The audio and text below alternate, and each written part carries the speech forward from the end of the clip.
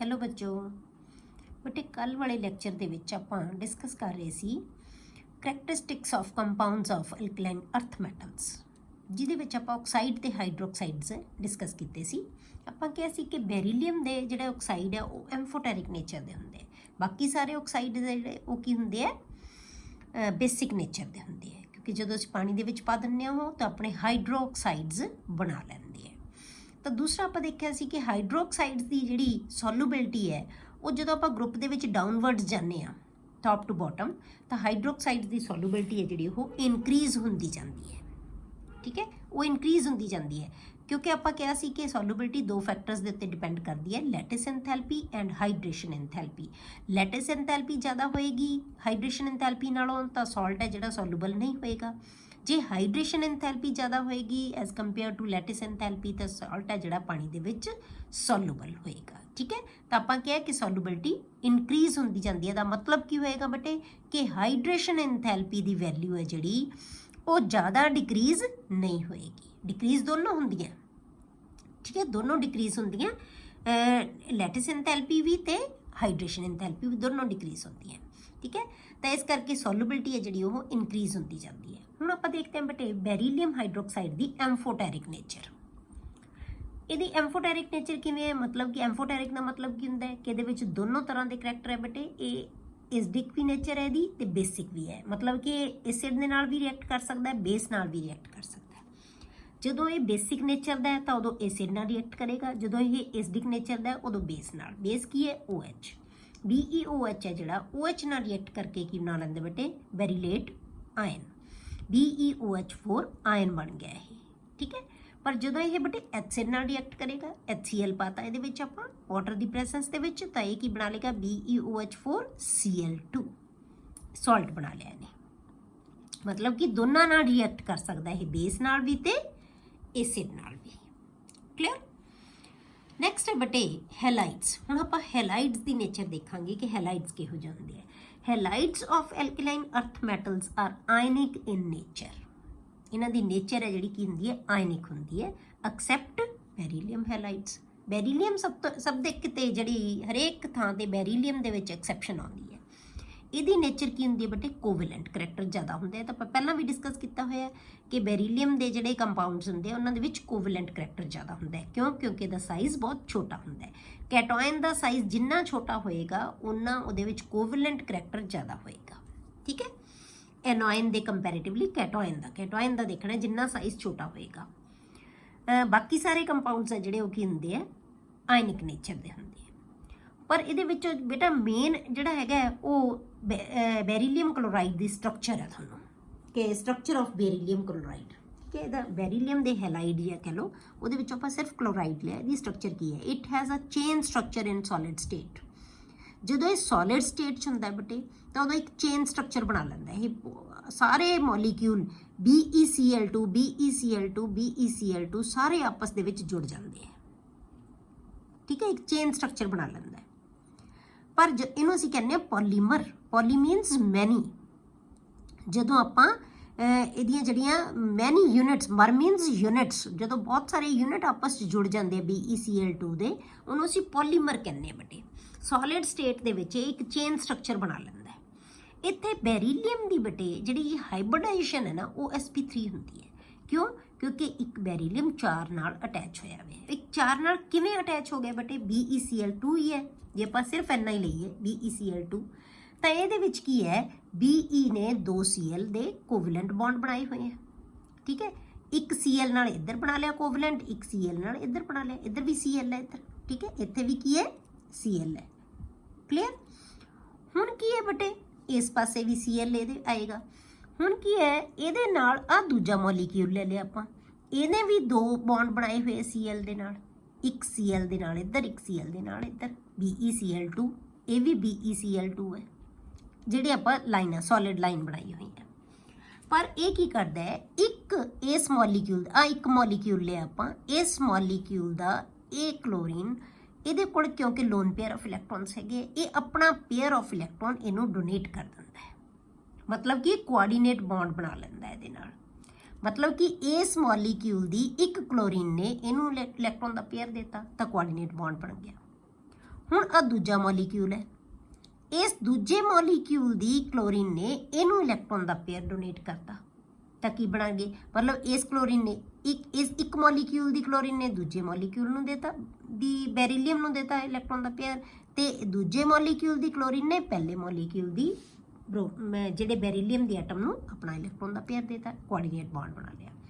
ਤਾਂ ਇਹ ਦੋ ਐਟਮਸ ਦੇ ਵਿਚਕਾਰ ਬ੍ਰਿਜ ਬਣ ਗਏ ਦੋਨੋਂ, ਇਹ ਜੋੜਤਾ, ਇਹ ਦੂਜਾ ਮੋਲੀਕਿਊਲ ਆ ਗਿਆ। ਇਸੇ ਤਰ੍ਹਾਂ ਤੀਜਾ ਮੋਲੀਕਿਊਲ ਲੈ ਲਿਆ ਆਪਾਂ, ਤੀਜੇ ਮੋਲੀਕਿਊਲ ਦੇ ਨਾਲ ਵੀ ਇਹਦੀ ਕਲੋਰੀਨ ਨੇ ਇਹਨੂੰ ਡੋਨੇਟ ਕਰਤਾ, ਇਹਦੀ ਕਲੋਰੀਨ ਨੇ ਇਹਨੂੰ ਡੋਨੇਟ ਕਰਤਾ, ਮਤਲਬ ਹਰੇਕ ਬੈਰੀਲੀਅਮ ਦੇ 4 ਬੌਂਡ ਬਣ ਗਏ। ਮਤਲਬ ਕਿ ਆਂਢੀਆਂ ਗੁਆਂਢੀਆਂ ਦੇ ਨਾਲ 2 ਜਿਹੜੇ ਹੈ ਕੋਆਰਡੀਨੇਟ ਬੌਂਡ ਬਣਾ ਲਏ ਤੇ 2 ਆਪਦੇ ਕੋਵੈਲੈਂਟ ਹੈਗੇ ਹੀ ਹੈਗੇ ਉਹਦੇ ਬੌਂਡ। ਠੀਕ ਹੈ, ਤਾਂ ਇਹਨਾਂ ਨੇ ਸਾਰੇ ਮੋਲੀਕਿਊਲਸ ਨੇ ਮਿਲ ਕੇ, ਮਤਲਬ ਤੁਸੀਂ ਕੀ ਇੱਦਾਂ ਪਹਿਲਾਂ 2 ਬਣਾ ਲਓ, ਐਵੇਂ ਬਣਾਉਂਦੇ ਜਾਓ ਜਿੰਨੀ ਮਰਜ਼ੀ ਚੇਨ, ਫਿਰ ਕੀ ਕਰੋ, ਇੱਕ ਮੋਲੀਕਿਊਲ ਦਾ ਕੋਵੈਲੈਂਟ ਜਿਹੜਾ ਕੋਆਰਡੀਨੇਟ ਬੌਂਡ ਇਹਦੇ ਨਾਲ ਬਣਾ ਦਿਓ, ਇਹਦਾ ਇਹਦੇ ਨਾਲ, ਫਿਰ ਇਹਦਾ ਇਹਦੇ ਨਾਲ, ਇਹਦਾ ਇਹਦੇ ਨਾਲ, ਉਲਟ ਬਣਾਉਂਦੇ ਜਾਓ ਤਾਂ ਇੱਕ ਇਹ ਕੀ ਹੈ ਚੇਨ ਸਟਰਕਚਰ ਬਣ ਜਾਏਗੀ। ਹੁਣ ਕਿਉਂਕਿ ਇਹ 4 ਨਾਲ ਅਟੈਚਡ ਹੈ ਤਾਂ ਸਾਨੂੰ ਪਤਾ ਹੈ ਕਿ sp3 ਹੁੰਦੀ ਹੈ, ਕਿਉਂਕਿ ਸਿੰਗਲ ਬੌਂਡ ਹੈ ਸਾਰੀ, sp3 ਹਾਈਬ੍ਰਿਡਾਈਜੇਸ਼ਨ ਹੋ ਗਈ। ਠੀਕ ਹੈ, ਜਿੱਥੇ ਵੀ 4 ਬੌਂਡ ਬਣਨਗੇ ਨਾ ਉੱਥੇ ਹਮੇਸ਼ਾ sp3 ਹਾਈਬ੍ਰਿਡਾਈਜੇਸ਼ਨ ਹੋਣਗੇ, ਇੱਕ s ਦਾ 3 p ਦੇ ਹਾਈਬ੍ਰਿਡ ਮਿਲ ਕੇ ਬਣਾ ਲਿਆ ਤਾਂ ਕੀ ਬਣ ਗਿਆ sp3, 4 ਟੋਟਲ ਆਰਬਿਟਲਸ। ਇਹ ਨੰਬਰ ਆਫ ਆਰਬਿਟਲਸ ਨੂੰ ਰਿਪਰੈਜ਼ੈਂਟ ਕਰਦੇ ਆ ਬੇਟੇ, ਇੱਕ s ਦਾ ਤੇ 3 p ਦੇ, ਪਰ ਹੈ ਸਾਰੇ ਇੱਕੋ ਜਿਹੇ, ਇਸ ਕਰਕੇ ਅਸੀਂ ਇਹਨੂੰ sp3 ਕਹਿ ਦਿੰਦੇ ਆ। ਨਾਮ ਹੀ ਆਰਬਿਟਲ ਦਾ ਚੇਂਜ ਹੋ ਜਾਏ, sp3 ਆਰਬਿਟਲਸ ਹੀ ਕਹਿ ਦਿੰਦੇ, ਪਰ 4 ਹੀ ਹੈ ਇਹਦੇ ਕੋਲੇ। ਠੀਕ ਹੈ, ਇਹ ਸੋਲਿਡ ਸਟੇਟ 'ਚ ਹੈ, ਪਰ ਜੇ ਇਹਨੂੰ ਆਪਾਂ ਵੈਪਰ ਸਟੇਟ 'ਚ ਲੈ ਆਈਏ, ਵੈਪਰ ਸਟੇਟ ਮਤਲਬ ਇਹਦੇ ਗੈਸੀਅਸ ਸਟੇਟ 'ਚ ਲੈ ਆਈਏ ਇਹਨੂੰ, ਤਾਂ ਉਦੋਂ ਫਿਰ ਇਹ ਇੱਕ ਬੇਟੇ ਡਾਈਮਰ ਬਣਾ ਲੈਂਦਾ ਹੈ। ਸਾਰੀਆਂ ਚੇਨਾਂ ਨਹੀਂ ਬਣਾਉਂਦੇ, ਸਿਰਫ ਜਿਵੇਂ ਆਪਾਂ 2 ਦਾ ਬਣਾ ਕੇ ਦਿਖਾਇਆ ਸੀ, ਇਹਨੂੰ ਆਪਾਂ ਛੱਡ ਦਈਏ, ਇਹਨੂੰ ਛੱਡ ਦਈਏ ਆਪਾਂ, ਆ ਵੀ Cl ਨਾਲ ਲਗਾਈਏ। ਠੀਕ ਹੈ, ਤਾਂ ਇਹ ਕੀ ਹੈ, ਸਿਰਫ ਇੱਕ ਡਾਈਮਰ ਬਣਾ ਲੈਂਦਾ ਹੈ। ਮਤਲਬ ਕੀ ਹੈ, ਆ BeCl2 ਜੇ ਆਪਾਂ ਇਹਨੂੰ ਨਾ ਮੰਨੋ, ਠੀਕ ਹੈ, ਆ ਮੰਨ ਲਓ ਇਹ ਕੀ ਹੈ BeCl2 ਬਣ ਗਿਆ ਇਹ। ਠੀਕ ਹੈ, BeCl2 ਇੱਕ ਕੋਵੈਲੈਂਟ ਬੌਂਡ ਬਣਾ ਲਿਆ ਆਪਸ 'ਚ, ਸਿਰਫ ਹੈ ਤਾਂ BeCl2 ਹੀ ਨਾ ਜਿਹਦੇ ਆਪਾਂ ਸਟਰਕਚਰ ਕਰ ਰਹੇ ਹਾਂ, ਇਹ BeCl2 ਹੈ।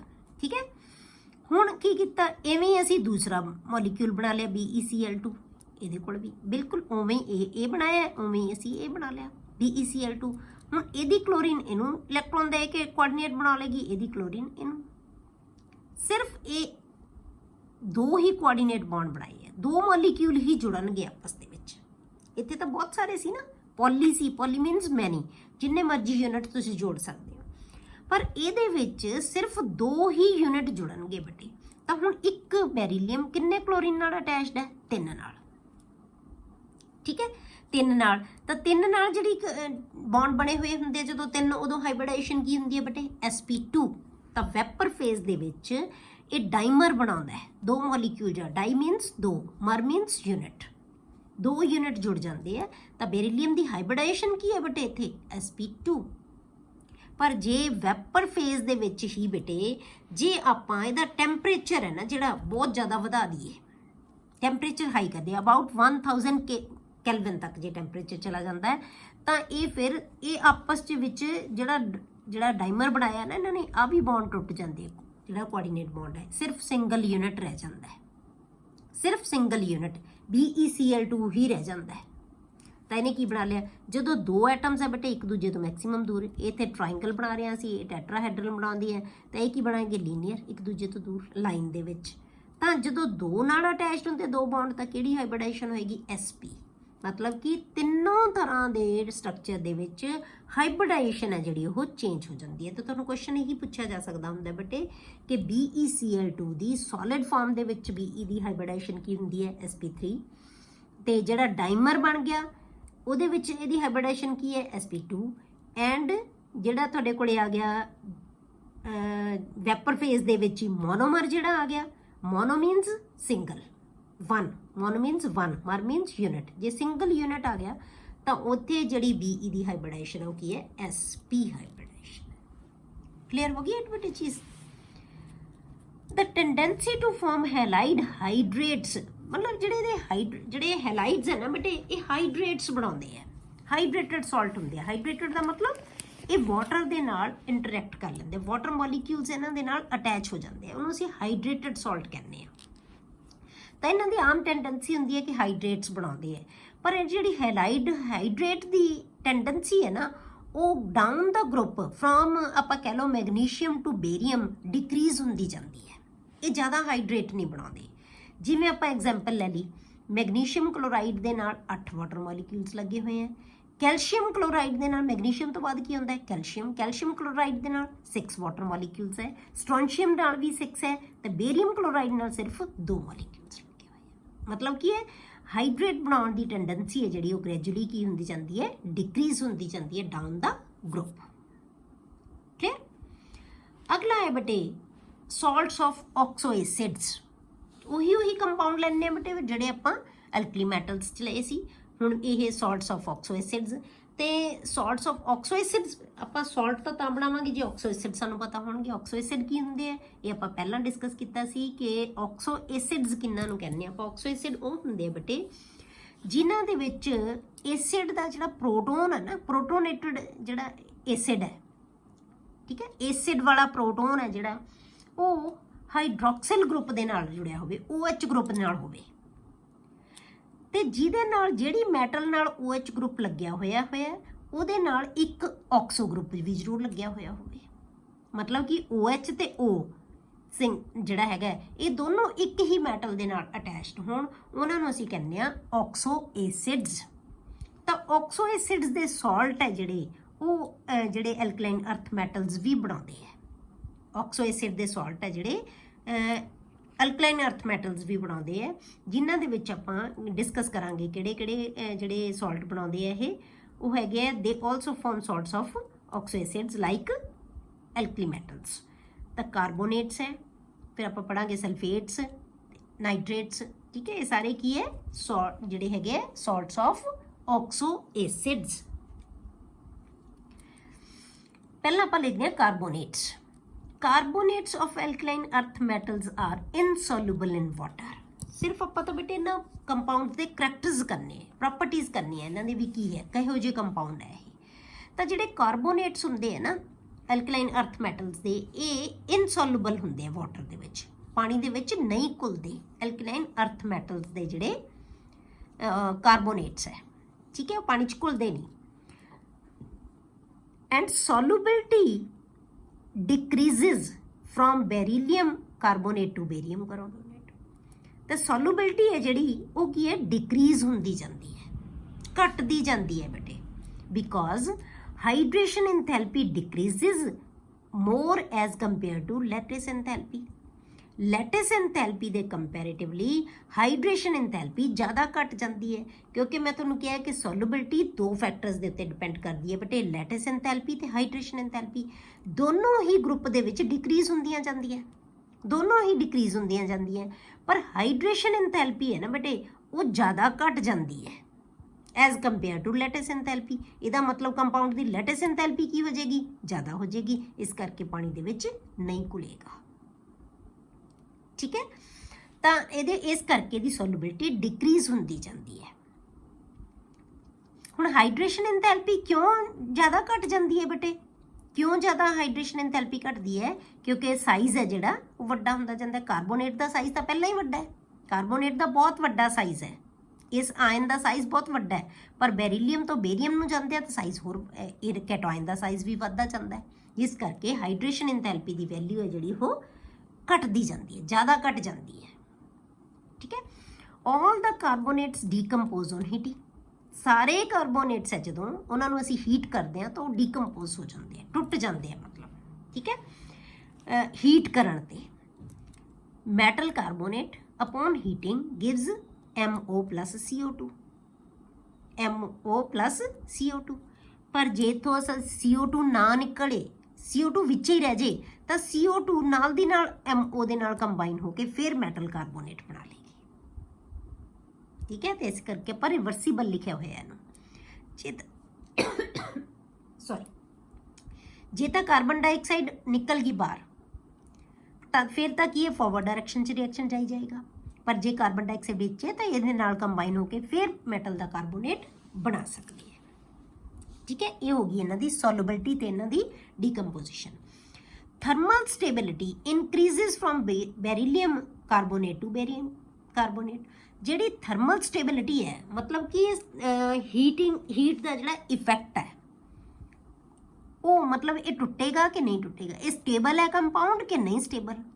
ਥਰਮਲ ਸਟੇਬਿਲਿਟੀ ਹੈ ਜਿਹੜੀ ਬੇਟੇ ਇਨਕਰੀਜ਼ ਹੁੰਦੀ ਜਾਂਦੀ ਹੈ ਜਿਵੇਂ ਜਿਵੇਂ ਆਪਾਂ ਗਰੁੱਪ ਦੇ ਵਿੱਚ ਡਾਊਨਵਰਡ ਜਾਂਦੇ ਹਾਂ।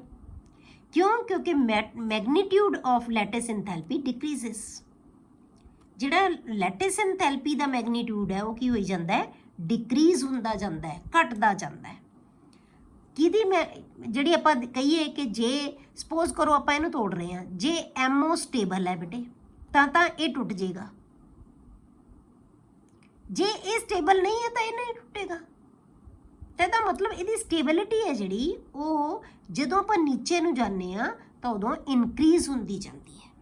ਸੋਲੂਬਿਲਿਟੀ ਹੈ ਨਾ ਸੌਰੀ ਥਰਮਲ ਸਟੇਬਿਲਿਟੀ ਹੈ ਜਿਹੜੀ ਉਹ ਇਨਕਰੀਜ਼ ਹੁੰਦੀ ਜਾਂਦੀ ਹੈ। ਮਤਲਬ ਹੀਟ ਦਾ ਇਫੈਕਟ ਜਿਵੇਂ ਜਿਵੇਂ ਸਾਈਜ਼ ਵੱਧਦਾ ਜਾਂਦਾ ਹੈ ਉਹਦਾ ਹੀਟਿੰਗ ਦਾ ਇਫੈਕਟ ਹੈ ਜਿਹੜਾ ਉਹ ਘਟਦਾ ਜਾਂਦਾ ਹੈ, ਸਟੇਬਿਲਿਟੀ ਇਹਦੀ ਵਧੀ ਜਾਂਦੀ ਹੈ। ਠੀਕ ਹੈ। ਨੈਕਸਟ ਹੈ ਜਿਹੜਾ ਬੇਟੇ ਉਹ ਹੈ ਸਲਫੇਟਸ। ਕਾਰਬੋਨੇਟਸ ਤੋਂ ਬਾਅਦ ਆਕਸੋ ਐਸਿਡ ਦੇ ਸਾਲਟ ਕਿਹੜਾ ਲੈਣਾ ਆਪਾਂ, ਸਲਫੇਟ। ਇਹਨਾਂ ਦਾ ਸੇਮ ਟ੍ਰੈਂਡ ਹੋਏਗਾ ਜੋ ਆਪਾਂ ਕਾਰਬੋਨੇਟਸ ਦਾ ਕਿਹਾ, ਪਰ ਹਾਈਡਰੋਕਸਾਈਡਸ ਨਾਲੋਂ ਬੇਟੇ ਕੀ ਹੈ, ਡਿਫਰੈਂਟ ਹੈ। ਕਿਉਂਕਿ ਆਪਾਂ ਸੋਲੂਬਿਲਿਟੀ ਕੀ ਕਿਹਾ ਸੀ ਕਿ ਜਿਹੜੀ ਹਾਈਡਰੋਕਸਾਈਡ ਦੀ ਸੋਲੂਬਿਲਿਟੀ ਕੀ ਸੀ, ਇਨਕਰੀਜ਼ ਹੁੰਦੀ ਜਾਂਦੀ ਸੀ ਡਾਊਨ ਦਾ ਗਰੁੱਪ, ਪਰ ਆਪਾਂ ਕਾਰਬੋਨੇਟਸ ਦੀ ਸੋਲੂਬਿਲਿਟੀ ਕੀ ਪੜ੍ਹੀ ਹੈ ਬੇਟੇ, ਡਿਕਰੀਜ਼ ਹੁੰਦੀ ਜਾਂਦੀ ਹੈ ਡਾਊਨ ਦਾ ਗਰੁੱਪ, ਕਿਉਂਕਿ ਹਾਈਡਰੇਸ਼ਨ ਐਂਥੈਲਪੀ ਘਟ ਜਾਂਦੀ ਹੈ। ਠੀਕ ਹੈ, ਇਹ ਉਲਟ ਹੈ ਜਿਹੜਾ ਟ੍ਰੈਂਡ ਹੈ ਜਿਹੜਾ ਕਾਰਬੋਨੇਟਸ ਦਾ ਤੇ ਸਲਫੇਟਸ ਦਾ, ਇਹਨਾਂ ਸਾਰਿਆਂ ਦਾ ਜਿਹੜਾ ਟ੍ਰੈਂਡ ਹੈ ਉਹ ਹਾਈਡਰੋਕਸਾਈਡਸ ਨਾਲੋਂ ਡਿਫਰੈਂਟ ਹੈ। ਠੀਕ ਹੈ। Sulphates of alkaline earth metals are all white solids. ਇਹ ਸਾਰੇ ਵਾਈਟ ਸੋਲਿਡ ਹੁੰਦੇ ਹੈ and are stable to heat. ਇਹਨਾਂ ਦੀ ਵੀ ਸਟੇਬਿਲਿਟੀ ਜ਼ਿਆਦਾ ਹੁੰਦੀ ਹੈ। ਹਾਊਐਵਰ ਐਟ ਹਾਈ ਟੈਂਪਰੇਚਰ ਦੇ ਮੇ ਡੀਕੰਪੋਜ਼। ਤਾਂ ਜੇ ਹਾਈ ਟੈਂਪਰੇਚਰ ਹੋਵੇ ਤਾਂ ਡੀਕੰਪੋਜ਼ ਹੋ ਜਾਂਦੇ ਆ, ਜਿਵੇਂ ਆਪਾਂ ਕਾਰਬੋਨੇਟਸ ਕੀਤਾ ਕਿ ਜਿਵੇਂ ਆਪਾਂ ਹੀਟ ਕਰਦੇ ਆ ਤਾਂ ਡੀਕੰਪੋਜੀਸ਼ਨ ਹੁੰਦੀ ਹੈ, ਪਰ ਡੀਕੰਪੋਜੀਸ਼ਨ ਹੈ ਜਿਹੜੀ ਡਾਊਨਵਰਡਸ ਕੀ ਹੁੰਦੀ ਜਾਂਦੀ ਹੈ, ਘਟਦੀ ਜਾਂਦੀ ਹੈ, ਸਟੇਬਿਲਿਟੀ ਵੱਧਦੀ ਜਾਂਦੀ ਹੈ। ਠੀਕ ਹੈ। ਜਦੋਂ ਆਪਾਂ ਇਹਨਾਂ ਨੂੰ ਤੋੜਦੇ ਆ ਤਾਂ ਕੀ ਬਣਾ ਲੈਂਦੇ ਆ, ਮੈਟਲ ਦਾ oxide plus SO2 plus O2 plus SO2 plus O2। ਉੱਥੇ ਕੀ ਬਣਦੀ ਸੀ, CO2। ਕਾਰਬੋਨੇਟ ਜਿੱਥੇ ਵੀ ਹੋਏਗਾ ਨਾਲ ਦੀ ਨਾਲ ਉੱਥੇ ਕਾਰਬਨ ਡਾਈਆਕਸਾਈਡ ਕੱਢ ਦੇਣੀ ਹੈ। ਠੀਕ ਹੈ। ਹੁਣ ਜੇ ਆਪਾਂ ਇਹਨਾਂ ਦੀ ਸੋਲੂਬਿਲਿਟੀ ਦੇਖੀਏ ਬੇਟੇ, ਸੋਲੂਬਿਲਿਟੀ ਡਿਕਰੀਜ਼ਸ from beryllium sulphate to barium sulphate. ਜਿਵੇਂ ਆਪਾਂ ਕਾਰਬੋਨੇਟ 'ਚ ਪੜ੍ਹੀ ਸੀ ਸੋਲੂਬਿਲਿਟੀ ਡਿਕਰੀਜ਼ ਹੁੰਦੀ ਜਾਂਦੀ ਹੈ, ਐਵੇਂ ਹੀ ਬੇਟੇ ਜਿਹੜੇ ਸਲਫੇਟਸ ਹੈ ਉਹਨਾਂ ਦੀ ਸੋਲੂਬਿਲਿਟੀ ਵੀ ਡਿਕਰੀਜ਼ ਹੁੰਦੀ ਜਾਂਦੀ ਹੈ। ਠੀਕ ਹੈ। greater hydration enthalpy of Be2 and Mg2 positive ions overcome the lattice enthalpy factor। ਜਿਹੜੇ ਬੈਰੀਲੀਅਮ ਤੇ ਮੈਗਨੀਸ਼ੀਅਮ ਦੇ ਆਇਨਸ ਹੈ ਨਾ ਉਹਨਾਂ ਦੀ ਹਾਈਡਰੇਸ਼ਨ ਤਾਂ ਐਂਥੈਲਪੀ ਤਾਂ ਹੁੰਦੀ ਹੈ ਕਾਫੀ ਕਿ ਜਿਹੜੀ ਲੈਟਿਸ ਐਂਥੈਲਪੀ ਨੂੰ ਓਵਰਕਮ ਕਰ ਦਿੰਦੀ ਹੈ ਤੇ ਘੁਲ ਜਾਂਦੇ ਹੈ, ਪਰ ਸੋਲੂਬਿਲਿਟੀ ਘਟਦੀ ਜਾਂਦੀ ਹੈ। ਬੇਰੀਅਮ ਦਾ ਸਲਫੇਟ ਬਿਲਕੁਲ ਹੀ ਸੋਲੂਬਲ ਨਹੀਂ ਹੁੰਦਾ। ਠੀਕ ਹੈ, ਘਟਦੀ ਜਾਂਦੀ ਹੈ। ਕਿਉਂ? ਕਿਉਂਕਿ ਜਦੋਂ ਸਾਈਜ਼ ਵੱਧਦਾ ਜਾਂਦਾ ਹੈ ਤਾਂ ਹਾਈਡਰੇਸ਼ਨ ਐਂਥੈਲਪੀ ਦੀ ਵੈਲਿਊ ਘਟਦੀ ਜਾਂਦੀ ਹੈ, ਉਹ ਲੈਟਿਸ ਐਂਥੈਲਪੀ ਨੂੰ ਓਵਰਕਮ ਨਹੀਂ ਕਰ ਪਾਉਂਦੀ।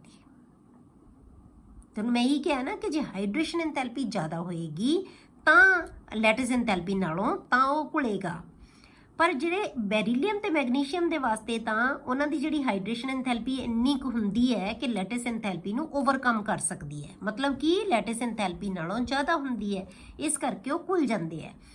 ਪਰ ਜਿਵੇਂ ਜਿਵੇਂ ਨੀਚੇ ਨੂੰ ਜਾਂਦੇ ਆ ਸਾਈਜ਼ ਵੱਧਦਾ ਜਾਂਦਾ ਹੈ ਤਾਂ ਉਵੇਂ ਹਾਈਡਰੇਸ਼ਨ ਐਂਥੈਲਪੀ ਦੀ ਘਟ ਜਾਂਦੀ ਹੈ ਵੈਲਿਊ, ਉਹ ਲੈਟਿਸ ਐਂਥੈਲਪੀ ਨੂੰ ਓਵਰਕਮ ਨਹੀਂ ਕਰ ਸਕਦੀ, ਮਤਲਬ ਲੈਟਿਸ ਐਂਥੈਲਪੀ ਨਾਲੋਂ ਘਟ ਜਾਂਦੀ ਹੈ, ਇਸ ਕਰਕੇ ਉਹ ਪਾਣੀ ਦੇ ਵਿੱਚ ਨਹੀਂ ਘੁਲਦੇ। ਠੀਕ ਹੈ। therefore their sulfates are soluble in water। ਇਸ ਕਰਕੇ ਇਹਦੇ ਸਾਲਟ ਹੈ ਜਿਹੜੇ ਉਹ ਸੋਲੂਬਲ ਹੁੰਦੇ ਹੈ ਕਿਉਂਕਿ ਹਾਈਡਰੇਸ਼ਨ ਐਂਥੈਲਪੀ ਦੀ ਵੈਲਿਊ ਲੈਟਿਸ ਐਂਥੈਲਪੀ ਨੂੰ ਓਵਰਕਮ ਕਰ ਦਿੰਦੀ ਹੈ। this trend is reverse from hydroxides of these metals।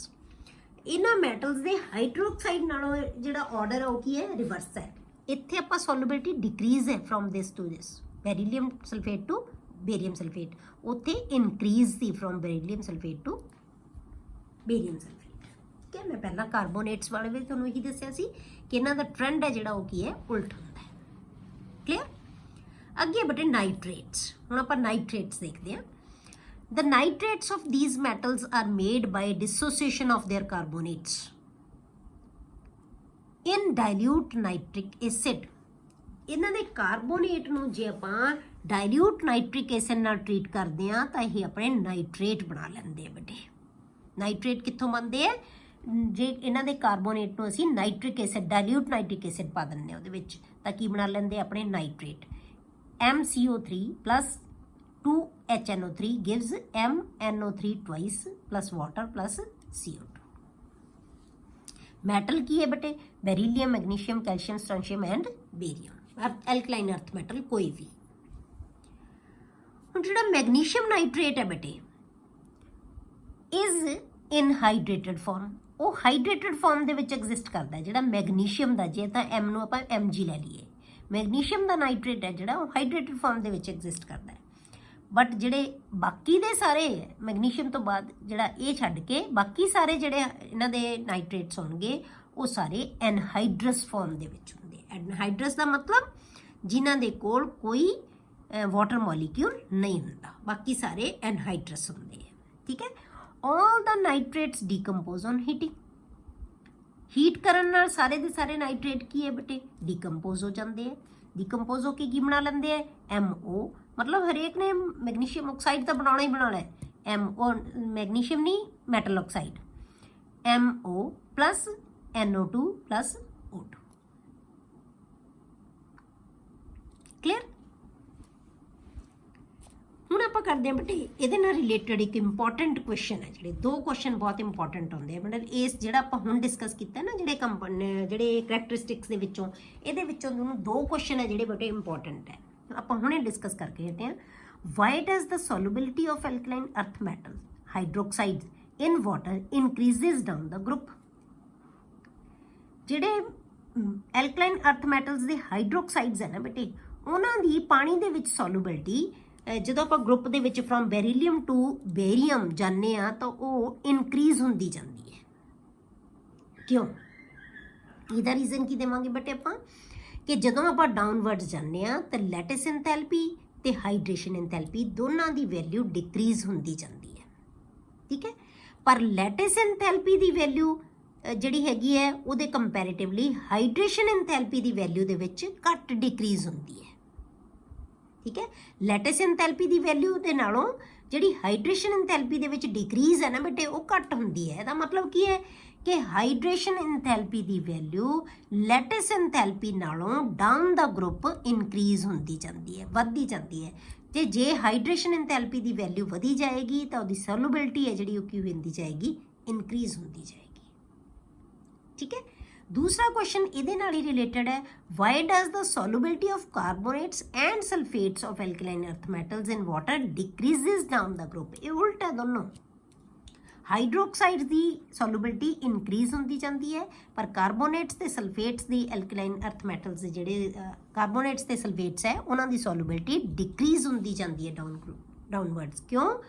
ਕਿਉਂਕਿ ਇਹਦੇ ਵਿੱਚ ਬੇਟੇ hydration ਇੰਥੈਲਪੀ down the group, hydration ਇੰਥੈਲਪੀ the value ਹੈ ਜਿਹੜੀ ਉਹ ਜ਼ਿਆਦਾ ਘਟ ਜਾਂਦੀ ਹੈ। ਘਟਦੀਆਂ ਦੋਨੋਂ ਹੀ ਹੈ ਪਰ ਉਹ ਹਾਈਡਰੇਸ਼ਨ ਇੰਥੈਲਪੀ ਦੀ ਵੈਲਿਊ ਜ਼ਿਆਦਾ ਡਿਕਰੀਜ਼ ਹੋਣ ਕਰਕੇ ਕੀ ਹੋ ਜਾਏਗੀ? ਹਾਈਡਰੇਸ਼ਨ ਇੰਥੈਲਪੀ ਦੀ ਵੈਲਿਊ ਲੈਟਿਸ ਇੰਥੈਲਪੀ ਨਾਲੋਂ ਇਨ ਨਟਸ਼ੈਲ ਕੀ ਹੋ ਜਾਂਦੀ ਹੈ? ਘਟ ਜਾਂਦੀ ਹੈ। ਘਟਣ ਕਰਕੇ ਉਹ ਸੋਲੂਬਲ ਨਹੀਂ ਹੁੰਦੇ, ਇਸ ਕਰਕੇ ਸੋਲੂਬਿਲਿਟੀ ਡਿਕਰੀਜ਼ ਹੁੰਦੀ ਜਾਂਦੀ ਹੈ ਡਾਊਨ ਦਾ ਗਰੁੱਪ। ਕਲੀਅਰ? ਇੱਕ ਕੁਐਸਚਨ ਹੈ ਬੇਟੇ ਤਾਂ ਦੱਸਿਆ ਤੁਹਾਨੂੰ ਕਿਉਂਕਿ ਬਹੁਤ ਇੰਪੋਰਟੈਂਟ ਕੁਐਸਚਨਸ ਹੈ। ਨੈਕਸਟ ਹੈ ਬੇਟੇ ਐਨੋਮਲਸ ਬਿਹੇਵੀਅਰ ਆਫ ਬੈਰੀਲੀਅਮ। ਜਿਵੇਂ ਤੁਹਾਨੂੰ ਯਾਦ ਹੋਏਗਾ ਆਪਾਂ ਐਲਕਲੀ ਮੈਟਲਸ ਦੇ ਵਿੱਚ ਆਪਾਂ ਲੀਥੀਅਮ ਦਾ ਐਨੋਮਲਸ ਬਿਹੇਵੀਅਰ ਕੀਤਾ ਸੀ।